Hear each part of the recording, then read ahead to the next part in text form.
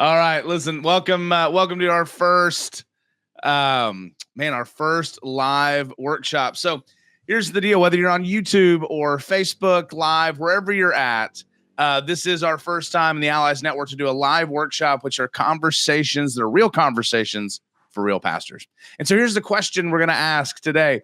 When's the last time you actually took a real vacation with your family and you didn't stress about the cost? Now, if you're like most pastors, that sounds impossible. It does to me.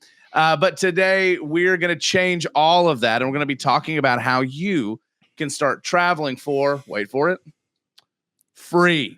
So I'm Ian Dunaway here. I'm the Director of Ministry Development. We have Michael Schaefer, our Executive Director, with us, and the one and only Pastor Tim Walker, AKA the pastor who turns burnout into boarding passes. So we're going to learn about all that magic today. So if you've ever thought there's no way I can afford this trip, I want you to hang tight because you're about to find out just how possible it is. So let's jump in, Michael, Tim. Yeah. How y'all doing? Fantastic. Good. Fantastic.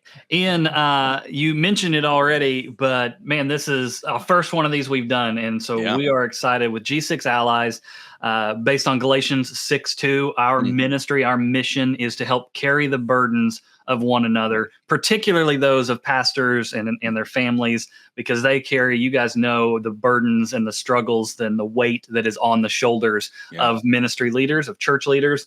And a lot of times there isn't someone there to carry that burden for them. And that's what we want to be. We want to be a tool and a resource to help shoulder that burden so that pastors are healthy, so that they are balanced in life and in ministry, that they don't experience burnout, which I love the tagline there, the going from burnout to boarding passes.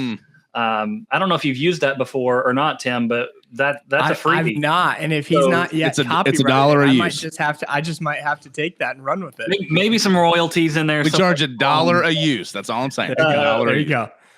But that's our heartbeat as G6 Allies, and one of the ways that we want to help carry those burdens is by introducing everyone to various resources and tools that ministry leaders can use that benefit them in a variety of areas of life. And I'm thrilled for today's conversation because I know it's going to benefit many of us. As we talk with pastors, one of the things we hear over and over again is that I am exhausted, I'm tired, I just don't have the money to go travel. I haven't taken a vacation in years, right? And that's understandable. Pastors make less money, all the different things that go with that. We're really busy and all of that. But primarily it's, if we had the money to buy a bunch of plane tickets and go somewhere on vacation, we could find a way to make it work, right? But we just don't have the money to do it. And this conversation, I think, is going to be really, really helpful for you. So, Tim, I'm gonna move you to the bigger screen here so that you get the lion's share of the FaceTime here. But man, hey, welcome, Tim. So glad that you are with us. And why don't you give everybody a little bit of context? Who is Tim? Tell us about your church, about your family. Go ahead and jump into that and let everybody know who you are. Yeah, absolutely. Thanks so much, Michael. Let me just say, Michael and Ian, I love what you guys are doing with the G6 network. I believe that it is so easy for pastors to feel isolated and alone on an island. And I love that you're building bridges between them and really investing in pastoral health. We do a lot to catalyze collaboration in our area as well. And one of the main reasons for that is we often say that the reality is in pastoral ministry, your church will rarely be healthier than you are. And there's so many areas of health that matter, like getting away and being able to be refreshed, but also relationships. And not just relationships with people who are far away, but even people relationships with gospel-centered pastors and ministry leaders right in your own neighborhood and network and local area. And so thank you for what you guys do to bring pastors together. Really grateful for you guys and excited for this conversation. So I am from Wilkes-Barre, Pennsylvania. So if you are a fan of The Office, I'm just south of Scranton, Pennsylvania. Oh, nice. So here in the Northeast, not originally from here, originally from Detroit, Michigan. That's where some of the Michigan Wolverines and Tom Brady gear that you see above me, that's the connection to that. We'll let it slide. We'll let it slide. Yeah, that's good. That's good. I'm even willing to charitably help some Ohio State fans, maybe get a vacation every now and then. Let's be But honest, no, though. Are Buckeyes fans worth helping? they need a lot of it. So, I mean, I just want to see how you'd answer that. yeah, Good answer. yeah. Solid. So, originally from Detroit, Michigan, moved out to Pennsylvania in 2008. So I've been out here for 17 years now. And shortly after moving out here, I was introduced to the city of Wilkes-Barre. And my introduction to Wilkes-Barre came working with the homeless community, working with people trapped in addiction, mentoring fatherless teenagers from the projects. And really, as those people became my friends, they started saying things to me like, hey, Tim, there are some okay churches around here. There just aren't very many where we feel like we belong. Oftentimes our experience in church is we go to places where there's a clear us versus them divide. We're their charity project, not one of them. So God really just started breaking my heart for the most broken people, the most broken places, and really the gospel gaps right here in an impoverished urban city like Wilkes-Barre. So as I started looking at it, I realized that actually the Scranton Wilkes-Barre area is the 12th most post-Christian area in all of America. Oh, wow. So 97% of the people that we live and lead amongst do not yet know Jesus. But where other people see obstacles, we saw opportunities to step in and bring the hope of the gospel to an area that oftentimes felt like this is a forgotten place with a whole lot of forgotten people. So I teamed up with my best friend in college, recruited a team, and we moved here in May of 2012 to plant Restored Church. So we started with 4 of us in a living room. Really, our heart from the very beginning has been that we have the privilege to be a church of and for the poor. And there's some really unique opportunities that come with that. And really the story of our church from 2012 all the way through today has really been that God's done something much bigger and much quicker than we would have ever imagined.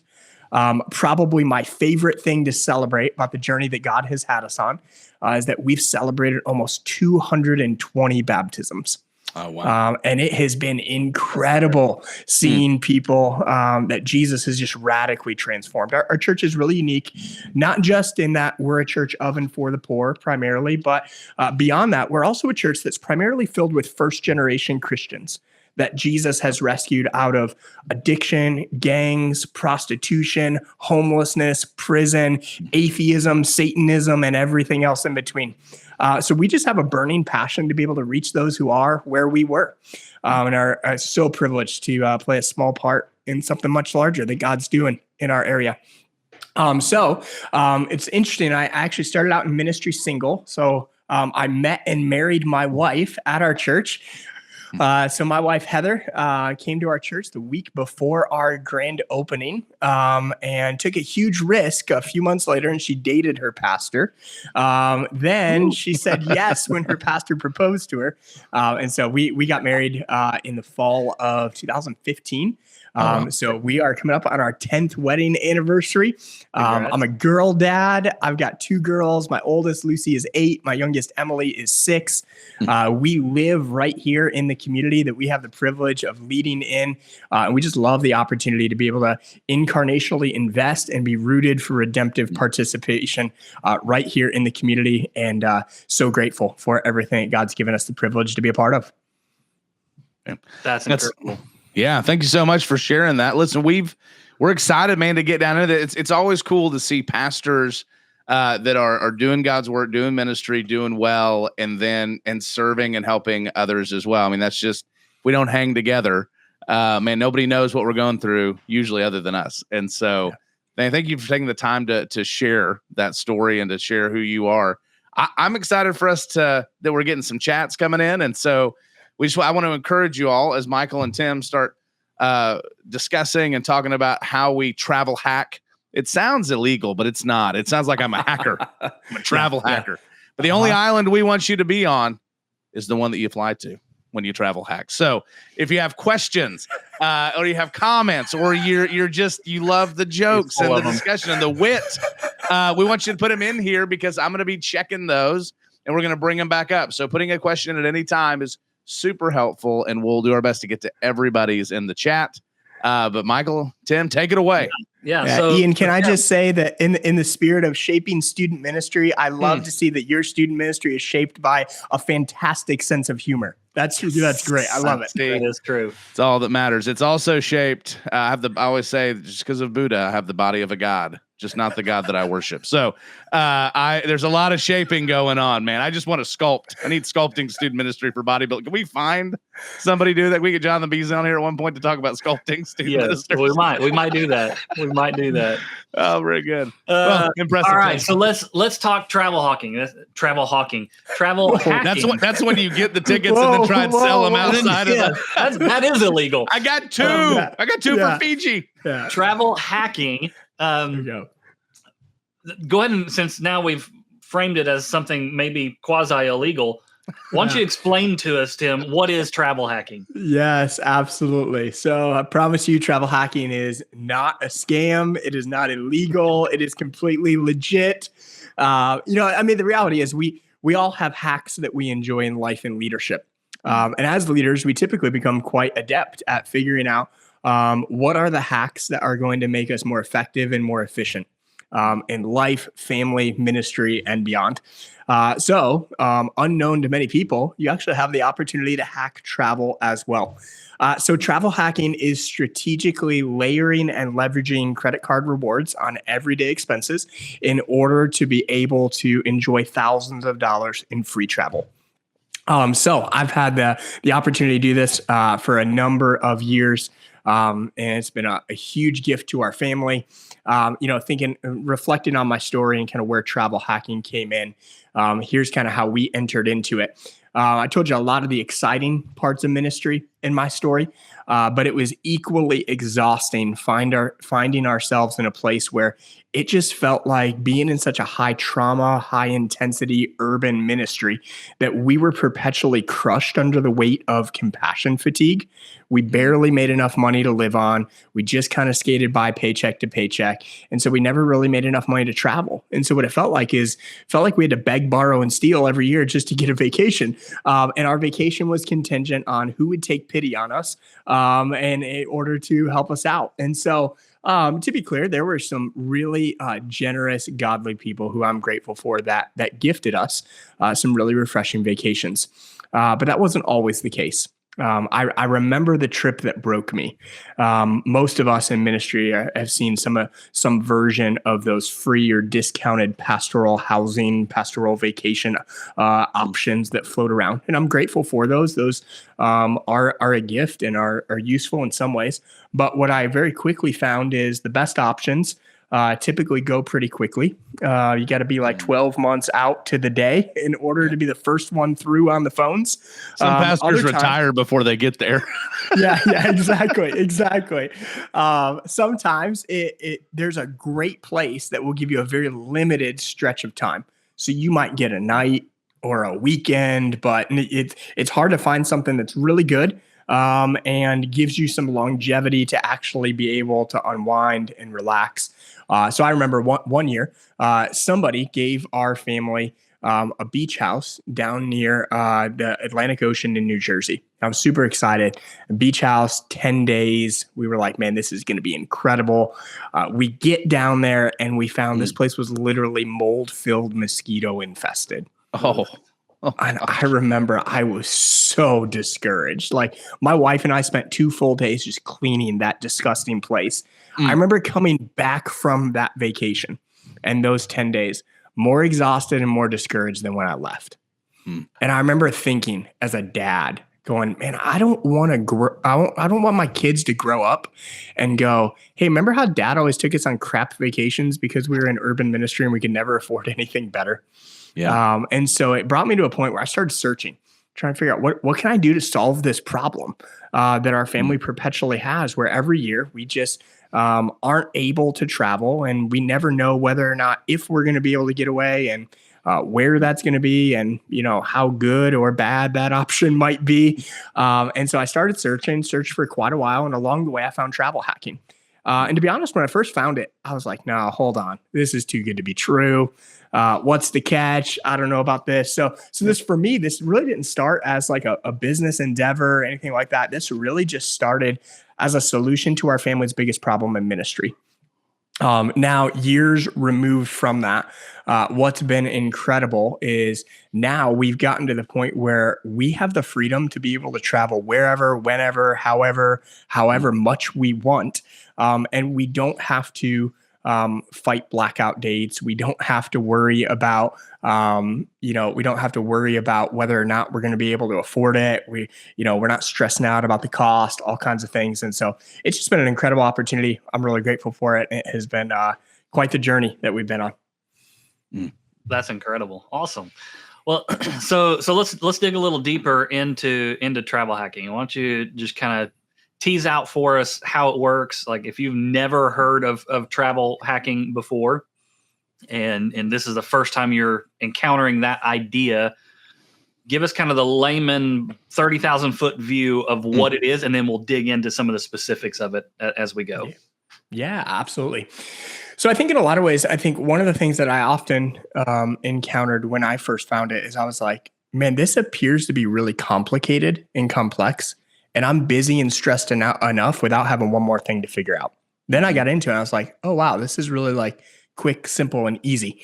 So in my first year, I ended up earning 1.2 million travel rewards points, which was incredible. So how did that work? What's the process if you want to get into it? So I would say there's really 3 steps that you have to take to get into travel hacking. Step 1 would be to determine your travel goals. So everybody likes to vacation differently. Some people prefer the mountains. Other people run to the beaches. Some people like hotels and resorts. Other people prefer house rentals.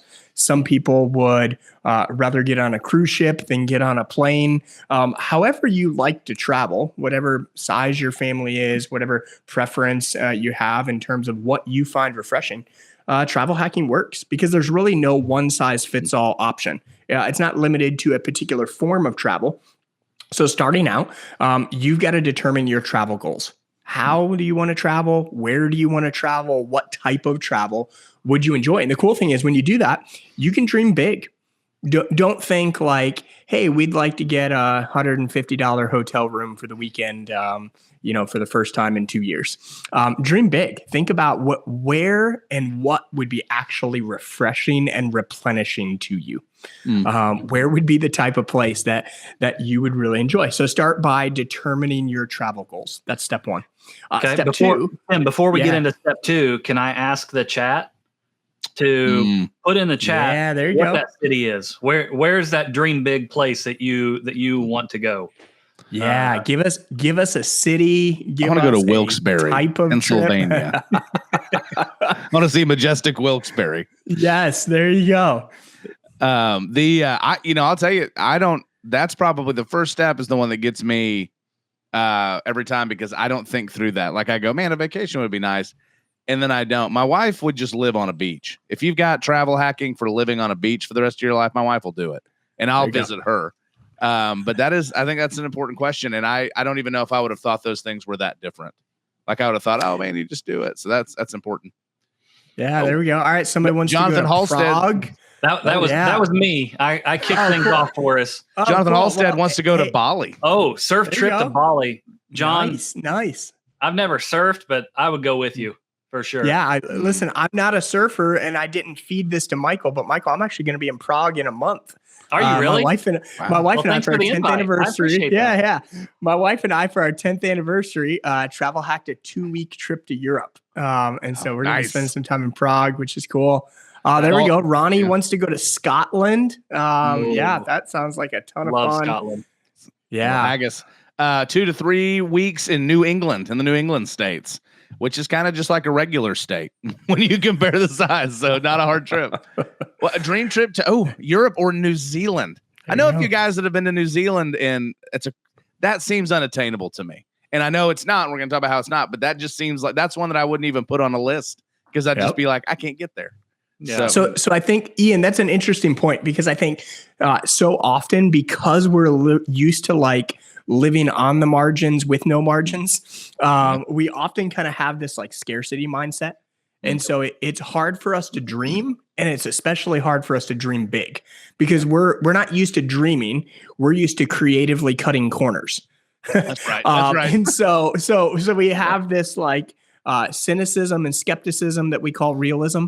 And we go, well, I know I'll never be able to take the types of trips most people take. So let me figure out like, how do I, pack up the minivan and drive a couple hours down the road and maybe spend a night at the water park or something like that. Yeah. But to actually dream big and go, all right, so, hey, I'm with Jake. Let's go to New Zealand and see where they filmed Lord of the Rings. That sounds like incredible, which would be a lot of fun. So yeah, keep dropping those comments in there. I'd love to see where else you guys want to go. The older you get, I feel like the worse it is for New Zealand or in Australia because you got to get the jet lag over with. If you don't fly it right, I think I need a 3-week trip just to enjoy a day. Okay, so step one, let's jump. Sorry for the little detour there, Tim. Okay. But I hate to break up your flow, but 3 steps. Step 1 is determining your travel goals. Tell us about step 2. Yeah, step 2 would be signing up strategically for the right cards that align with your travel goals. So let me explain what I mean by that. There are different types of travel rewards credit cards. There's actually like 95 different ones on the network, on the market. There's a lot.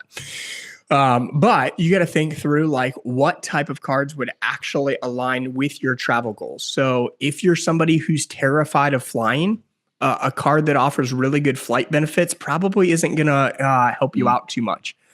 If you're somebody who really would love to do, all-inclusive resorts, okay, figure out what type of points could get you there. If you're somebody who wants to go on a cruise, look at those options. And so the biggest question I often get is, okay, so Tim, what's the first card that you recommend to everybody? To be clear, travel hacking is not about signing up for tons and tons of credit cards. Sometimes people think and fear that. Really, quality matters more than quantity. But the first card that I recommend to every person who wants to get into travel hacking is the Chase Sapphire Preferred card. So the Chase Sapphire Preferred card, here's how it works. You can sign up for that card.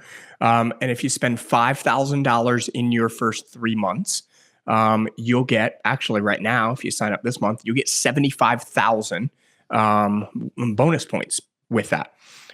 So some of you might go, man, $5,000, that sounds like a lot of money.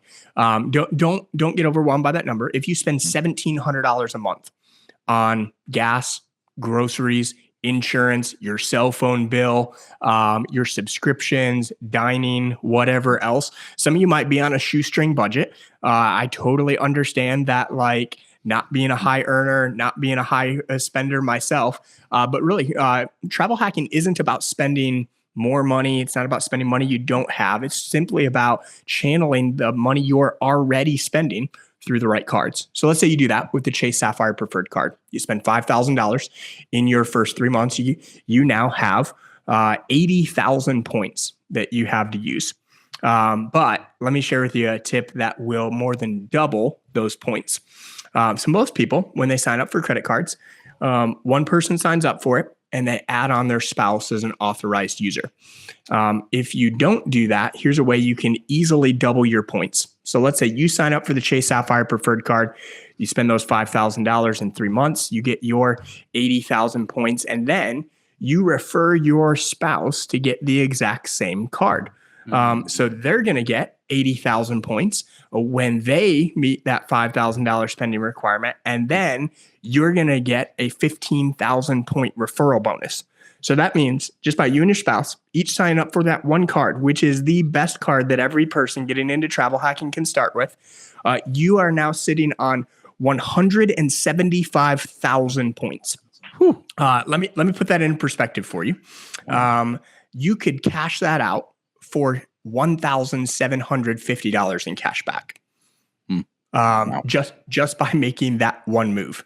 Now, the reality is there's something so much better than using it for cashback or using cashback cards by actually redeeming for free travel. And that's where step 3 comes in.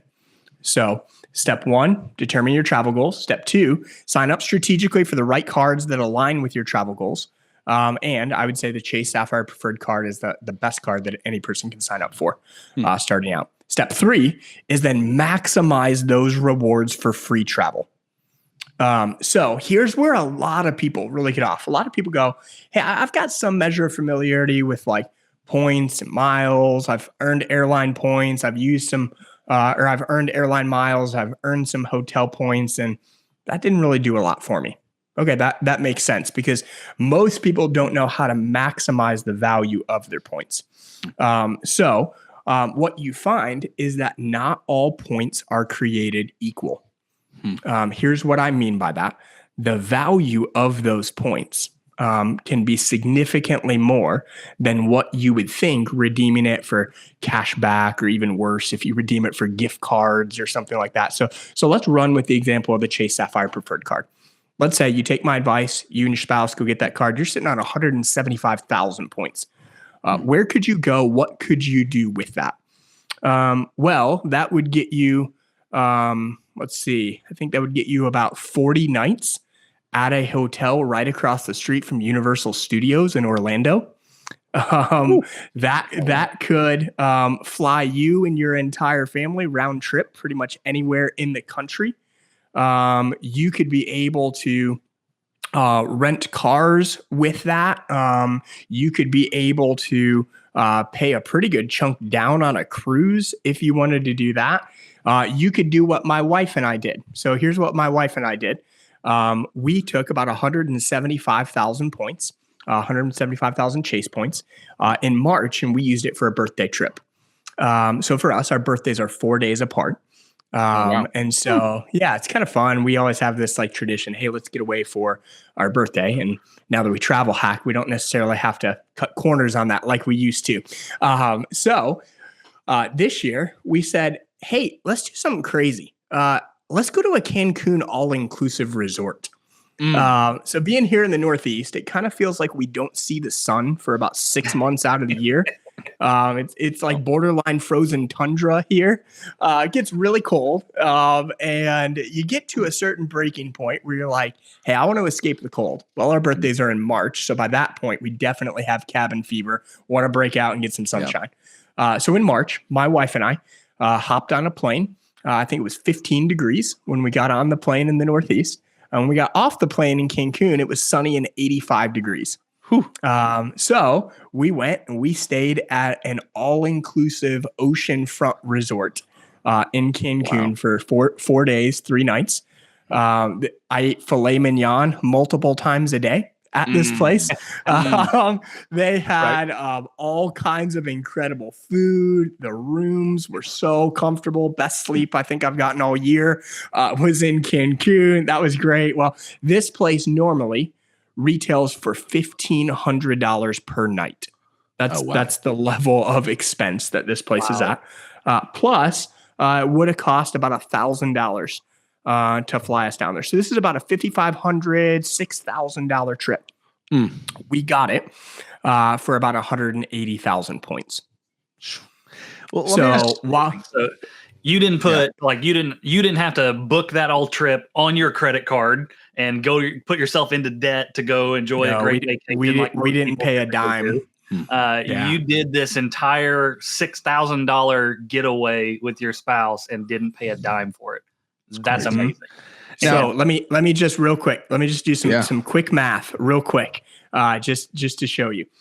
You could have cashed out those 175,000 points for $1,750, or you could do what I did, and almost 3 to 4x the value of those and get a $6,000 trip for the exact same amount of points, because not all points are created equal.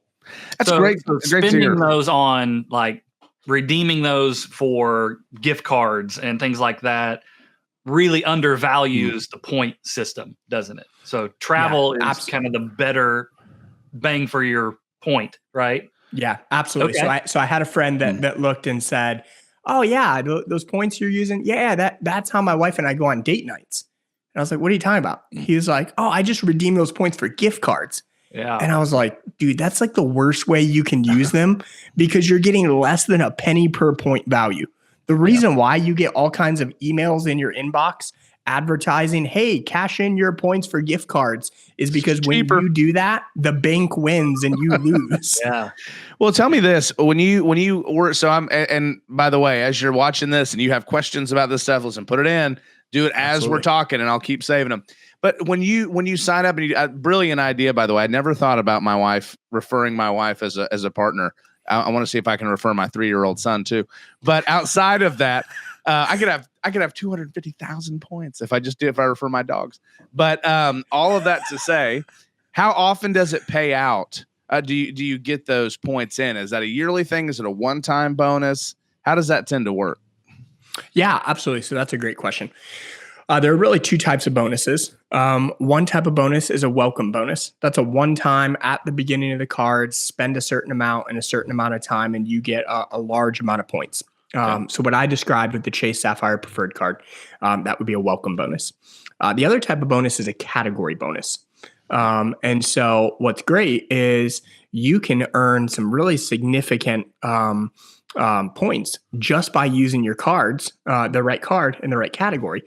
So for instance, my wife and I got a card that gave us 10% back on groceries. So we were getting 10% back on groceries through that category bonus. In the span of a year, we earned 120,000 points just from going to the grocery store and swiping that one card every time that we went. The last 5 years, it got a lot better, didn't it? Yeah, exactly. Yeah, as the price of groceries went up, so did my travel points. 30% more travel points. Yeah. Well, yeah. so when you say 10% back, so I'm the layman here. 10% back means if you spend $1,000 on groceries, you got $100 worth of points. Is that kind of the idea? Or when you say 10% back, how does that work? Yeah. So 10% would be for every dollar you spend, you earn 10 points. Okay. So to your example, you would earn, that would be 10,000 points that you would earn off of every $1,000 spent. And so that's really what it was for us. We were earning about 10,000 points every month off of our groceries. But again, that reminder, not all points are created equal. If those points are worth 3 cents a piece, 5 cents a piece, 10 cents a piece. So let's say I've cashed in those points for 5 cents a piece in travel rewards in some of the places that we've booked. 10,000 points could get you a $500 hotel room, which would be fantastic. So then it really multiplies the value of those.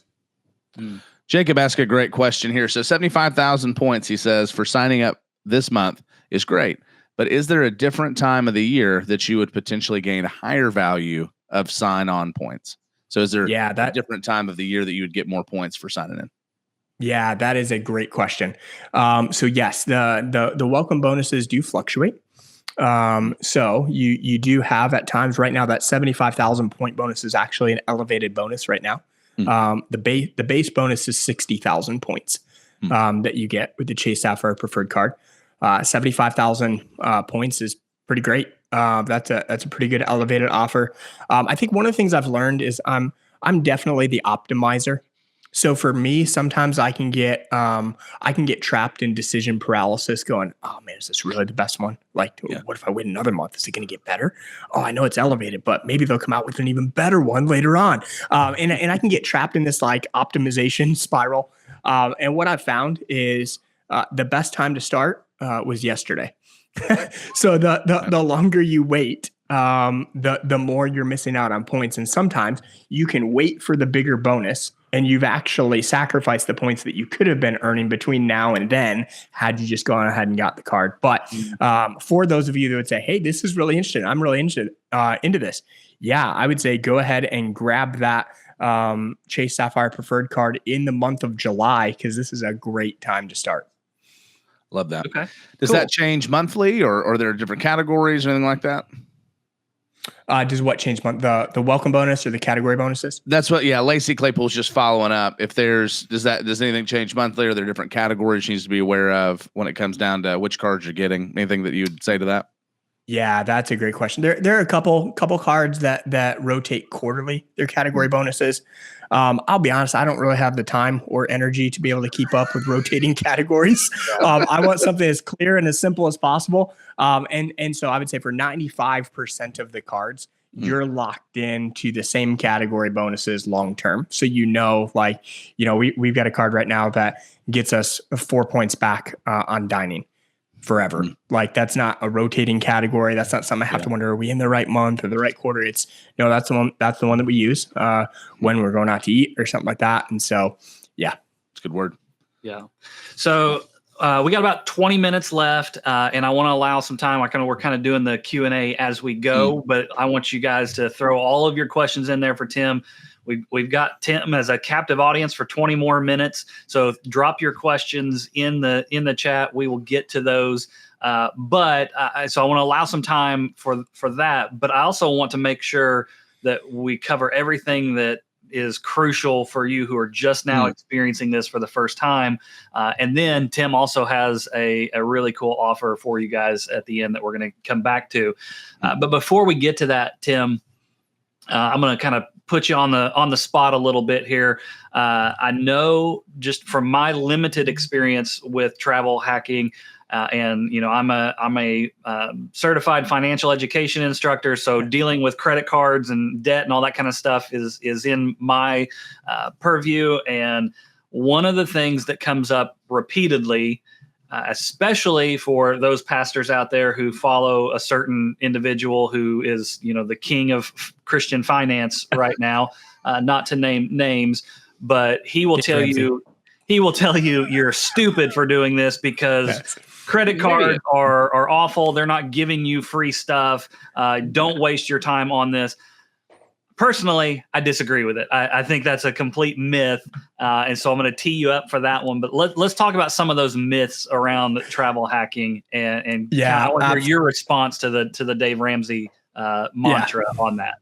Yes, absolutely. So, Dave Ramsey has really built a brand around his intensity, and he loves to have those like hot take, like viral reactions to things. So yes, you're right. Dave Ramsey literally has videos where he's like yelling in the mic, travel points are the worst. Yeah. And especially for those of us in ministry, a lot of us have had some measure of experience or even benefit from Financial Peace University and some of the things and some of the benefits of that, maybe in our own lives or in the people in our churches. And so, hey, I'm grateful for Dave Ramsey and the solution that Dave Ramsey solves for people in helping them get their finances under control and or to be able to maybe dig out of a financial hole.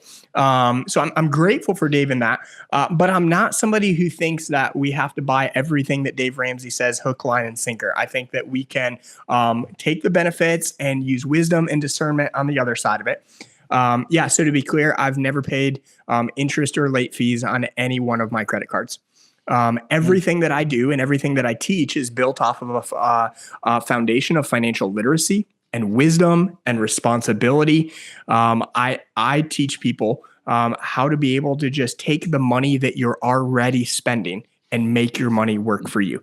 So every time you go to the grocery store, you go to the gas pump, every time you log on to Amazon, you got a choice. How are you going to pay? Well, at the grocery store, you could pull out your wallet and get some cash. You could do the really old-fashioned thing and write a check if you wanted to do that. You could load your debit card into your Amazon account or use that at the gas pump. Or you could use a credit card for the money that you're already spending. But here's what I encourage people to do. I encourage people from day one, right when you sign up for the card, go onto your account and set up auto pay, so that you don't even have to think about it or worry about it or risk forgetting it, so that you pay on time and in full your entire balance each and every month. Full balance. Yeah. Yes, exactly. And so the reason why travel hacking is a thing, or the reason why credit card companies are so generous with points is there is a harsh reality that it's built out of their marketing. It's funded out of their marketing budget. because they're betting on your financial irresponsibility. They will be incredibly generous to get you using their credit card because they hope that you're going to overspend on that. But the travel hacking part of it is, hey, we don't have to live based in materialism. We don't have to get sucked into consumerism. We can simply inject wisdom and strategy into the system that exists and be able to leverage that for the benefit of free travel. And so there's a lot of financially savvy people that use this. There are also a lot of financially savvy people that have some really good questions up front. Dennis asked one, which is one that Dave Ramsey would bring up too, the whole idea of credit score. A lot of us have spent a lot of time building and maintaining good, excellent, fantastic credit scores. And so there's a myth out there that if I open new credit cards, well, it's going to ruin my credit score. Actually, the exact opposite is true. My credit score has grown since I started doing travel hacking. My credit score right now sits at 799. And I think it was at 749 when I got into this. So my credit score has grown by 50 points in the span of time that I've accumulated 3.5 million travel rewards points at this point. Yeah, it is not financially detrimental. There's all kinds of different, doubts, fears, worries, concerns, myths that people have.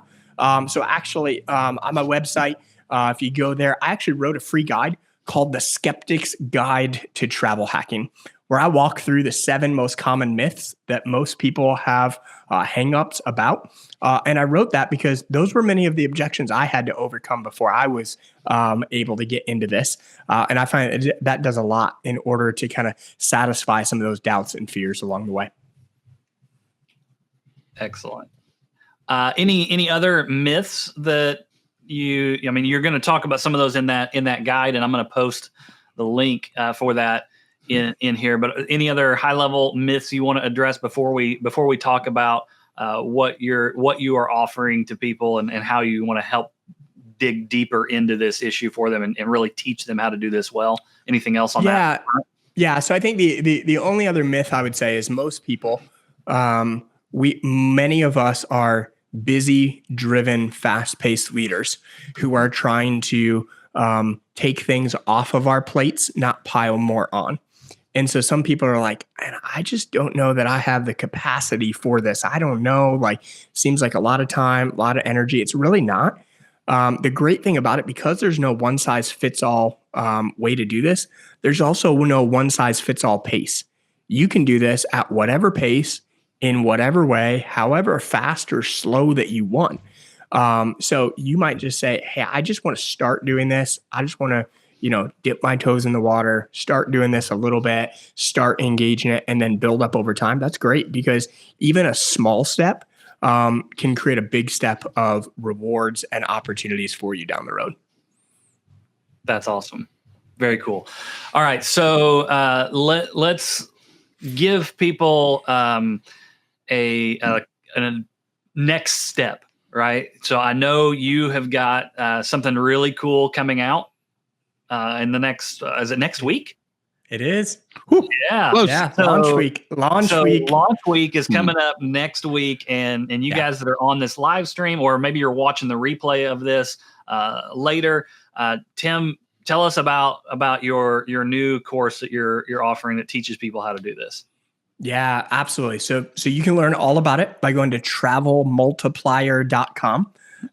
So along the way, this is not just something that we have benefited from.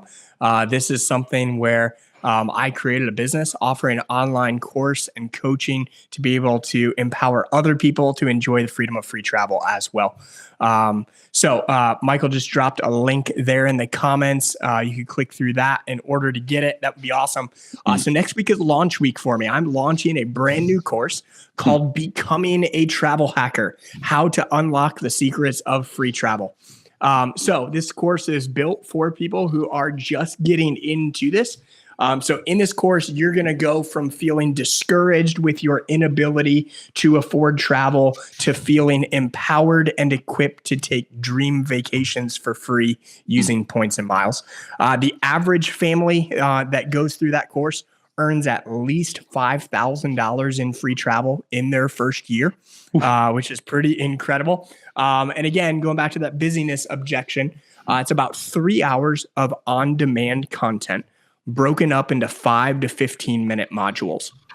So with the understanding, most of us don't have large portions of time that we can dedicate to it. But you get the kids down for a nap, you're driving on your commute to the office, you take the dog out for a walk, you sit in your lunch break. You can easily digest a 5 to 15-minute lesson that's going to help you move forward in your travel hacking journey. So there's no live events that you have to like clear time to join in for. It's all on demand. You get the full thing right off the bat. Cool thing is there are 3 bonuses that I'm offering with it. So enrollment will only be open from July 14th to July 24th. So it's just a 10-day window of time. But if you enroll during that time, there's 3 bonuses that I'm offering. Bonus 1 is the Disney on Points guide. So if you want to take your kids to Disney, you can do that. You can do it for free, and you can walk around knowing that while other people paid thousands of dollars to be there, you got it for free with points, which while is great. other people are sinking in debt, you're walking free. There you go. I love it. Second bonus I have is my points value calculator. So again, nobody wants to figure out the math on their own. I built a tool where you can very easily just punch in a couple quick numbers and it will quickly and easily ensure that you're getting good value out of your points and not wasting them. Third one is the ultimate guide to using business cards for free travel. So some pastors like me have side gigs, or their spouse has side business or something. There's a lot you can do with business cards as well to accelerate free travel. And so all 3 of those are free bonuses that I'm offering within the course, and love to have anybody jump into that as well. Love that. Awesome. So how do they since the course actually launches on the 14th, you have like a pre-enrollment method in there. So when they go to that link on there, they'll be able to sign up in advance and then access it on the 14th. So you can't just clarify, you cannot access that course today if you're watching this live. Not active until the 14th, but you can go ahead and pre-enroll for it at the link that we shared in all the various chat places right now, right? Yeah, and here's the thing with that. There are a number of sales bonuses that I'm offering along the way.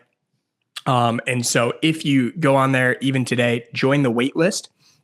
With that guarantees you not only get the course as soon as it comes out, but you'll get all of the sales bonuses that I'm offering as well beyond the 3 that I just mentioned. So yeah, you can go right now, click through that link in the comments. You go to that in the menu, you'll see travel hacking course. You can go there, or there's buttons all through the homepage that say start travel hacking now. Go there, do that, join the wait list. July 14th is launch day for enrollment. Super excited for that. And I'd love to be able to go on this journey with any of you along the way to help you be able to travel for free. Yeah. Well, guys, listen, in the last hour, Tim has given you thousands of dollars worth of travel stuff for free. Like, this is the free side of things. Yeah. Imagine what you're going to get when you join the course and you're actually a part of his membership and his in detailed training. It's going to be significantly more than that. And so money well spent, I think, in doing that. So Tim, thank you for sharing all of this. I think we maybe have a couple of more questions. We even have some, it looks like, in the chat who, while we're on this call, took your advice and signed up for the course. So that's awesome. Let's go, Brian. Yeah, way to go. Ian, what else we got? Not as much questions as we got feedback, but it's good. Jamie Overholser is going to several places that I don't even want to try and pronounce. Very Spanish in those areas, but heading to Puerto Rico, of course. But in February, a 2-week trip to Portugal and Spain next June. So not just Spanish. There's some Portuguese in amazing. there. But I love it. I was in Spain last year, and it was absolutely incredible. So I got to say, Jamie's a friend of mine. He jumped in on the travel hacking journey a little bit ago. And just in their first few months, he and his wife earned over 300,000 points by just following what they learned in my course. And so super excited for Jamie and Julie and all of their world travels for sure. That's great. I will say there's a couple of them. Lacey asked, Lacey Claypool, do points expire? I'm sure that's different from card to card, but is there a good way to know when points expire, how to know when to use them before they do, and so on? What would you say to that? That's a great question. Overall, the answer is really no. The points don't expire in the way that I teach people to do it. And so you can get the points and sit on the points for quite a while. Where I'm at right now, what I'm finding, I mentioned earlier, I've earned 3.5 million points, and even my wife and I are going to Europe for 2 weeks for a fraction of those points. And so there are a ton of points I've been sitting on for a while. And the great thing is, I think this is important to highlight too. Yes, vacations matter, refreshment, all of that. But this isn't just about pursuing the opportunity. This doesn't just empower you to pursue the opportunity of vacation. It also empowers you to be able to respond to needs when things arise as well. So last summer, had a family tragedy, and I had to get across the country pretty quickly. And so I grabbed my wife, grabbed my kids. We hopped in the car. We booked the first flight out of town. We hopped on a plane, stayed in a hotel right there, being with family in the midst of a really traumatic, tragic season of grief. I totaled it up afterwards. It would have cost us $3,000 to be able to do everything that we did to get there, to be able to stay in a nice place where we could be rested in the midst of that tragic season. And at the same time, it saved us from having to pack up the car and drive multiple days in order to get there. We had the convenience to be able to hop on the first and best plane out of town, be able to get there, be with family. And so it's really great to have that opportunity to pursue the opportunities of vacations and have the freedom to be able to respond to needs when those arise as well. I can tell you as a student pastor, as a pastor in general, but somebody for years, my hope was always, I can't wait to come back here when I'm not leading a mission trip.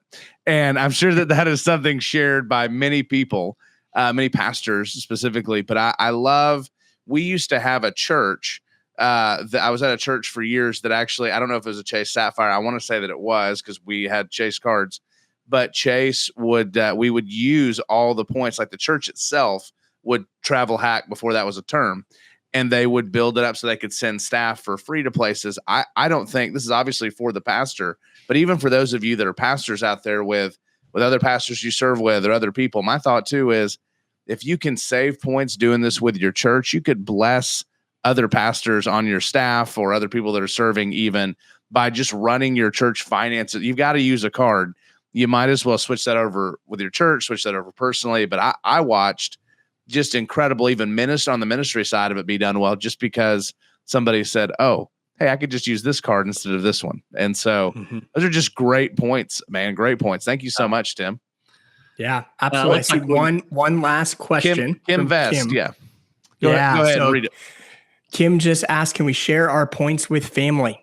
Yes, oftentimes you can transfer points. The other cool thing is you can pool your points as a family. And so there have been families that have said, hey, we've got grown kids and we want to be able to come together and do an awesome family vacation, rent a 10-bedroom beach house or something like that. You can actually pool your points together. You can share your points with family members. You can book things on behalf of family members. Somebody else commented and said it helps to fly college kids back and forth for the holidays. Yes, it does. You can do that to use your points for your kids, which is great.